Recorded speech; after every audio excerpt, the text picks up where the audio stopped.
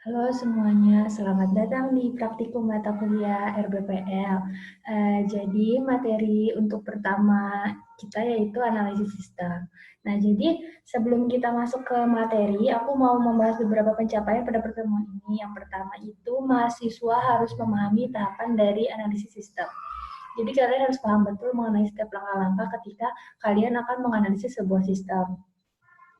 Oke, yang kedua yaitu mahasiswa mampu membuat analisis sistem untuk awal dari tahapan rancang bangun perangkat lunak. Nah, untuk proses analisis sistem kalian harus menganalisa dulu ya. Jadi masalah apa yang mau kalian pecahkan gitu, masalah apa yang kalian punya lalu ingin kalian pecahkan gitu ya. Nah, sekarang kita langsung masuk ke materi. Jadi, apa itu analisis sistem? Nah, analisis sistem itu adalah penguraian dari suatu sistem informasi yang utuh ke dalam bagian komponennya. Nah, ini tuh untuk mengidentifikasi dan mengevaluasi permasalahan, kesempatan, hambatan yang terjadi, dan kebutuhan yang diharapkan. Sehingga nanti dapat diusulkan perbaikan dari si sistem yang lamanya. Nah, terus di sini kita punya studi kasus. Jadi ada pegawai di perpustakaan UPN udah lama nih ngeluh soalnya beban kerjanya sangat berat. Terus jumlah buku yang sangat banyak di perpustakaan juga memerlukan sistem katalog yang bakal memudahkan pencarian maupun perhitungan koleksi buku. Nah, mahasiswa juga mengeluhkan antrian yang lama ketika akan meminjam ataupun mengembalikan buku.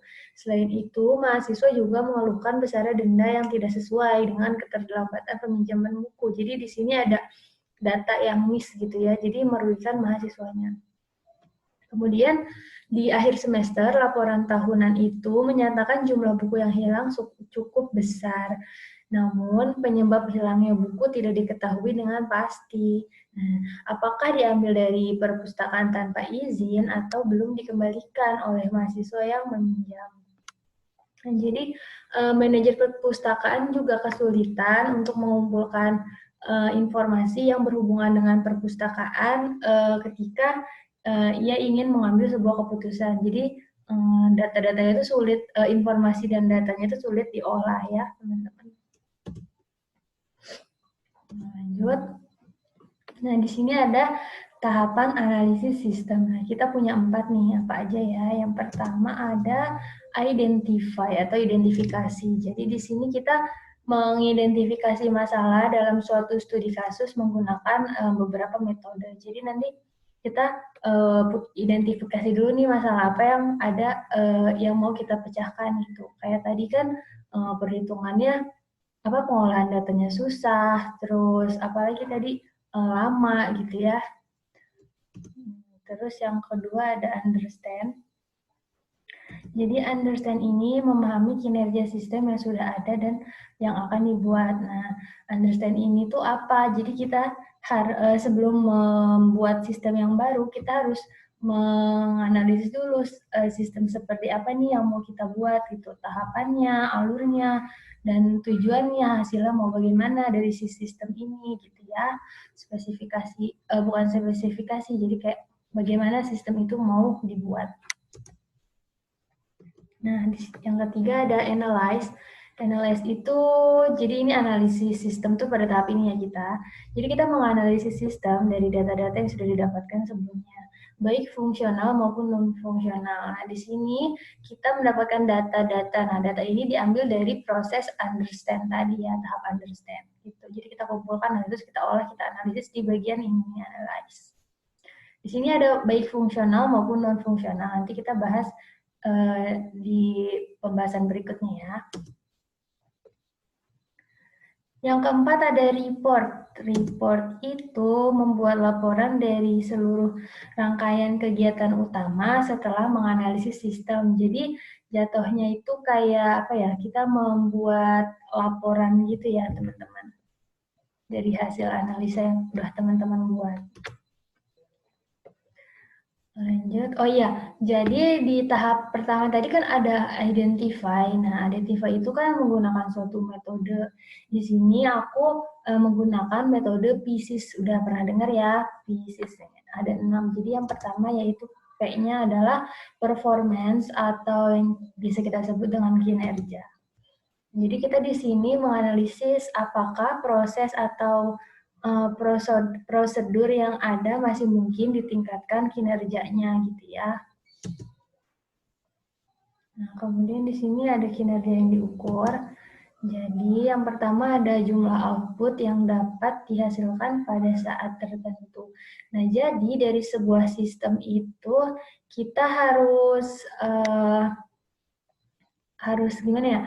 Pokoknya sistem itu harus menghasilkan sesuatu yang diinginkan gitu ya. Jadi jumlah outputnya juga harus sesuai. Nah, jadi kita harus mengoptimalkan lah intinya kinerjanya itu harus yang sebagus mungkin yang TOP BGT gitu ya. Terus ada yang kedua yaitu waktu yang digunakan untuk menyelesaikan output tersebut. Jadi ketika kita sudah bisa, sudah mampu sistem ini menyelesaikan output sebanyak X, nah tapi kita lihat dulu nih, apakah dia dalam menyelesaikan X itu dalam waktu yang lama atau yang cepat gitu. Nah kalau misalkan yang lama, kita harus mencari dulu bagaimana nih cara mengoptimalkannya biar cepat gitu ya. Di sini ada studi kasus. Jadi ada sistem lama. Di sini jumlah buku yang sangat banyak di perpustakaan menyebabkan lama dan susahnya pencarian dan perhitungan koleksi buku. Hal tersebut dapat memperlambat kinerja proses. Peminjaman dan pengembalian manual pun memakan waktu yang lama. Nah, di sini kita punya masalah ya, jumlah bukunya banyak. Jadi kalau mau nyari itu susah, kalau mau ngitung itu susah gitu. Nah, itu memperlambat kinerja proses keseluruhan di perpustakaan ini. Kemudian peminjaman dan pengembalian manual pun memakan waktu yang lama. Nah, ini proses peminjaman dan pengembalian itu waktunya lama ya. Nah, kita mengusulkan sistem yang baru nih. Jadi sistemnya itu setelah kita analisis masalahnya ini kan ABC. Nah, di sini kita membuat sistem yang memecahkan masalah yang ada di sini. Nah, solusinya gitu ya. Sistem perpustakaan berbasis komputer akan mengintegrasi semua proses kegiatan sehingga dapat mempercepat kinerja dan tidak memakan waktu yang lama. Jadi dia sistem yang berbasis komputer ini otomatis kan. Nah, jadi dia dengan mudah mengintegrasikan semua data-data apapun itu yang ada di proses yang lama ini. Kemudian di sini ada identify atau yang disebut dengan identify, ada information. Nah, jadi information itu kita menganalisis seberapa berkualitas informasi yang dihasilkan oleh sistem yang kita punya gitu ya. Nah, informasi yang disajikan oleh sistem harus benar-benar mempunyai nilai yang berguna. Jadi dia harus menunjang keberhasilan kan. Jadi dia hasilnya kudu yang berguna gitu ya agar menunjang keberhasilan. Di sini ada kinerja yang diukur. Yang pertama yaitu keluaran. Jadi suatu sistem harus dapat memproduksi keluaran. Jadi hasil gitu ya teman-teman. Nah, jadi ketika misalnya sistem itu menghasilkan suatu informasi yang kurang berkualitas, nah itu bakal mempengaruhi ke nanti pada saat pengambilan keputusan ya. Jadi harus benar-benar berbobot gitu ya informasi yang dihasilkan. Terus yang kedua ada masukan, input. Nah, jadi ketika kalian akan mendapatkan sebuah informasi, apa yang harus kalian lakukan? Gitu kan? Yang pertama, kita harus mengolah data-data. Nah, berarti input ini data yang kita olah itu harus yang yang sesuai gitu loh, yang memang penting dan informatif gitu. Jadi bisa kita olah dan hasilnya pun sesuai dengan keinginan kita gitu. Jadi menjadi informasi yang berguna hasilnya nanti. Kemudian ada analisis sistem dari studi kasus. Jadi yang kita bakal pecahkan adalah belum adanya laporan mengenai pendapatan, jumlah buku yang hilang, laba perpustakaan, jumlah biaya yang dikeluarkan, dan untuk apa biaya-biaya tersebut, gitu kan. Sehingga dapat menghambat manajer perpustakaan mengambil keputusan. Nah, jadi di sini nih belum ada laporannya, jadi manajer tuh bingung mau memutuskan tuh gimana, apa yang menjadi acuan untuk mengambil keputusan gitu ya. Di sini ada analisis sistem yang akan dibangun. Ini sistem baru yang kita usulkan yaitu berbasis komputer. Nah, jadi nanti pelaporannya lebih mudah didapatkan sehingga manajer tidak kesusahan dalam mengambil keputusan. Jadi nanti record datanya itu lebih lebih rinci gitu ya, karena nanti datanya tuh nggak semata-mata bisa hilang atau apa karena kesalahan gitu. Kalau kesalahan bisa hilang ya, maaf teman-teman. Cuman kalau berbasis komputer kan record pelaporan ini lebih mudah ya, jadi data yang di-store juga lebih aman gitu. Kemudian yang ketiga ada ekonomik yang atau biasanya kita sebut dengan ekonomis gitu. Jadi di sini kita menilai perangkat lunak atau sistem itu dalam pengurangan dan keuntungan yang akan didapatkan dari perangkat lunak yang dikembangkan. Jadi di sini apakah suatu sistem itu bisa dikurangin gitu loh biayanya atau bagaimana? Nah, apakah keuntungannya bisa ditingkatkan gitu dari sebuah sistem itu? Jadi kita langsung ke studi kasusnya biar lebih gampang. Jadi di sini belum adanya pencatatan yang rapi mengenai status peminjaman buku dan perhitungan denda keterlambatan. Terus bakal merugikan secara ekonomi perpustakaan karena bukunya hilang dan nggak tahu kemana. Terus kita mengusulkan sistem. Di sini kan kita masalahnya merugi gitu ya karena buku hilang. Nah, buku hilang ini karena pencatatannya juga belum rapi gitu. Di sini kita pakai sistem berbasis komputer, jadi pencatatan pemasukan atau pengeluaran itu rapi dan terus memberikan penghematan operasional. Operasional itu seperti misalnya biaya buku, biaya pulpen gitu itu nggak perlu ya, karena ini kalau misalkan jangka pendek memang mahal. Cuma kita hitung lagi jangka panjangnya, kita tidak memerlukan tenaga lebih gitu kan. Biaya-biaya operasional juga hilang gitu ya. Gitu. Lanjut. Di sini ada kontrol.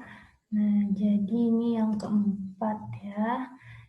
Nah, di sini kita akan menilai apakah prosedur sistem yang ada masih dapat ditingkatkan sehingga kualitas pengendalian semakin baik dan kemampuan untuk mendeteksi kesalahan atau kecurangan menjadi semakin baik pula.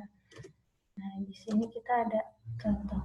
Petugas perpustakaan kesulitan mengetahui nama anggota beserta alamat anggota yang belum mengembalikan buku beserta tanggal buku tersebut harus dikembalikan sehingga beresiko terjadi kehilangan buku. Nah, jadi di sini kita punya masalah yaitu kesulitan mengontrol siapa aja ya yang pinjam buku gitu. Nah, di sini kita membuat sistem baru yaitu tetap berbasis komputer. Nah, jadi petugas itu mampu melihat, mengontrol siapa aja yang minjem, yang udah balikin gitu ya. Nah, fungsi controlling ini juga bisa ya dilihat ketika petugas itu apakah dia mengambil buku atau apa gitu kan. Jadi kita kerugian kita tuh sebelah mana sih gitu. Nah, dengan controlling ini kita bisa lihat gitu. Ternyata buku ini hilangnya kemana ya gitu. Nah, bisa aja bukunya ini diambil sama petugas atau petugasnya tidak jujur gitu ya. Nah, dengan sistem yang baru berbasis komputer ini kan susah buat nge-cheat-nya gitu ya. Sebenarnya bisa-bisa aja sih kalau misalnya sistemnya jelek, jadi tugasnya masih bisa berbohong gitu, manipulasi data gitu ya. Oke, lanjut. Sekarang kita ke efisiensi. Jadi efisiensi ini erat kaitannya dengan bagaimana sumber daya yang ada. Nah, terus jadi digunakan itu oleh manusia, mesin, informasi, uang, sumber bahan baku, peralatan, metode, dan uang. Nah, jadi sumber data yang kita miliki itu kita harus gunakan sebaik mungkin gitu ya efisiensi itu. Jadi di sini kita punya studi kasus apabila antrian panjang atau petugas perpus sedang sibuk, tidak ada yang membantu mahasiswa untuk mencari atau mereferensikan buku. Gitu. Kita punya masalah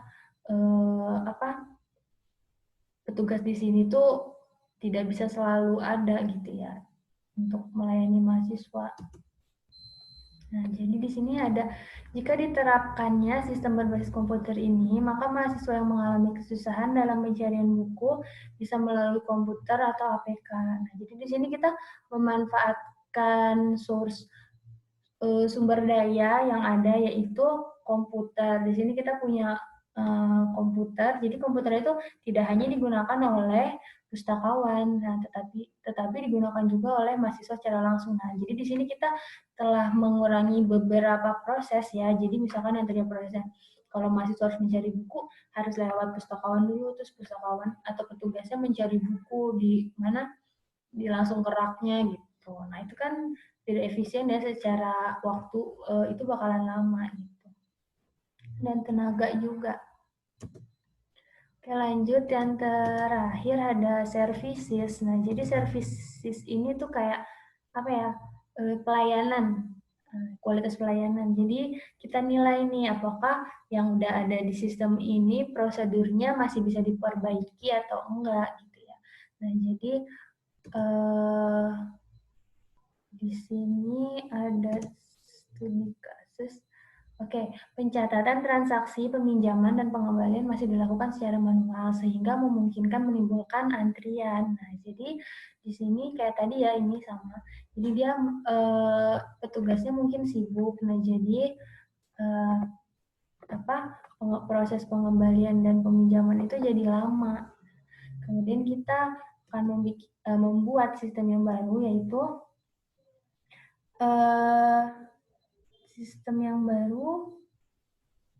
sistem berbasis komputer, maka transaksi pengembalian atau denda akan lebih mudah sehingga mengurangi antrian. Nah, jadi nanti sistem yang baru ini bakal menghilangkan masalah ini layanan yang kurang berkualitas karena atau misalnya kita kekurangan sumber daya, misalkan petugasnya kurang gitu kan. Tetapi di sini kita punya komputer gitu ya misalnya. Nah, jadi kita menghilangkan prosedur-prosedur yang tidak berguna untuk meningkatkan pelayanan. Jadi pelayanan itu semakin lebih cepat gitu dan lebih mudah juga kan. Gitu. Masuk ke tahap 2 dalam analisis sistem yaitu understand. Nah, di understand ini nantinya kalian akan mencari tahu apa saja informasi yang dapat kalian gunakan untuk membangun sistem yang baru. Nah, untuk memahami sistemnya, di sini ada beberapa teknik. Yang pertama, wawancara. Wawancara itu nantinya kalian bisa gunakan sebanyak-banyaknya untuk menggali lebih dalam apa sih yang dimau klien gitu. Terus yang kedua, observasi. Observasi itu nanti kalian bisa langsung datang ke TKP-nya langsung. Misalkan kan tadi di awal studi kasusnya perpustakaan. Berarti kalian bisa observasi langsung ke perpustakaan UPN Jogja. Terus yang ketiga, analisis dokumen. Nah, analisis dokumen ini biasanya diperuntukkan untuk jika sistemnya itu udah pernah dianalisis sebelumnya. Jadi kita melihat dulu yang lama bagaimana sih analisisnya gitu. Terus di sini ada contoh list wawancara berdasarkan studi kasus yang dari perpustakaan. Yang pertama, jika dibuatkan sistem perpustakaan, kayaknya tuh pengennya ke website atau Android sih gitu. Yang kedua, di dalam sistem yang akan dibuat nanti, kliennya tuh pengen ada fitur apa aja gitu. Terus yang ketiga, spesifikasi yang dimau klien tuh bagaimana sih nanti untuk sistem yang baru gitu. Nah, pertanyaan ini juga kalian bisa modif sebanyak-banyaknya agar mempermudah kalian dalam bangun sistem ke depannya gitu. Masuk tahapan ketiga yaitu analyze. Analisis itu dibagi jadi dua, yaitu analisis kebutuhan fungsional dan nanti ada analisis kebutuhan non-fungsional. Nah, untuk analisis kebutuhan fungsional itu proses atau layanan yang ada di dalam sistem. Jadi jika misalkan tadi di kasusnya perpustakaan, maka analisis kebutuhan fungsionalnya yang pertama, sistem dapat melakukan pencarian buku dalam perpustakaan. Yang kedua, sistem dapat menentukan besar denda jika mahasiswa terlambat mengembalikan buku. Yang ketiga, sistem dapat mengontrol waktu peminjaman buku yang dilakukan oleh mahasiswa. Lalu, untuk analisis kebutuhan non-fungsional, itu seperti spesifikasi atau batasan-batasan dari layanan sebuah sistem yang akan kita bangun nanti. Nah, berdasarkan studi kasus yang perpustakaan, di sini ada 3 analisis kebutuhan non-fungsional. Yang pertama, klien meminta sistemnya nanti itu hanya bisa digunakan oleh Windows dan minimal Windows 7. Terus, untuk spesifikasi komputer, minimal Pentium 3 dengan RAM 2 GB. Lalu, klien meminta untuk sistem keamanannya itu menggunakan metode MD5 aja, karena menurut mereka itu udah cukup gitu. Dan yang tahapan terakhir yaitu report. Report ini untuk mendokumentasikan hasil analisa sehingga jelas pengembangan sistem akan diarahkan kemana. Nah, report ini harus dimulai dari awal tadi, saat kita analisis fisik, terus wawancaranya, terus analisis fungsional dan non-fungsionalnya, sampai dengan nanti pas sudah membangun desain, membangun prototype, begitu. Dan kalau udah jadi, ini ada contoh hasil report analisis. Nah, nanti itu daftar isinya akan sebanyak ini, karena report ini kan dari awal, jadi benar-benar dari analisis yang awal, business tadi, sampai nanti prototyping, use case, gitu. Nah, untuk materi analisis sistem itu sampai sini aja. Kalau kalian ada yang bingung, bisa ditanyakan kepada masing-masing asisten labnya ya saat jam praktikum. Dan pelajari juga, jangan lupa siap-siap buat kuis. Dadah, terima kasih.